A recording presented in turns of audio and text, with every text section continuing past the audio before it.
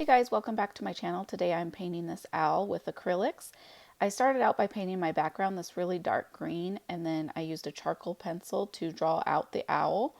And now basically what I'm doing is just putting in all of the dark areas.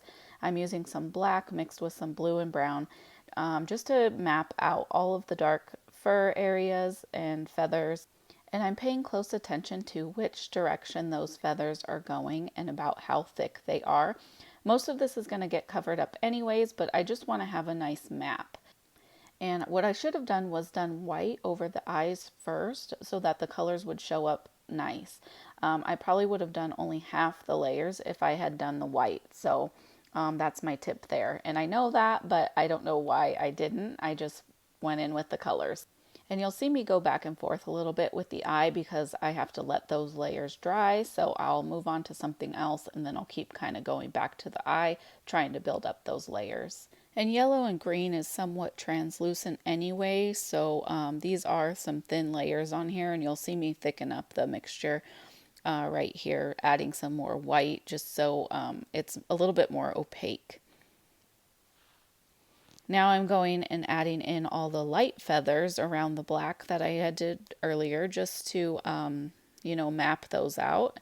And like I said, most of this is going to get covered up anyways, but this is just kind of your first initial road map, just so you know where those feathers are, what direction they're going, what length that they need to be.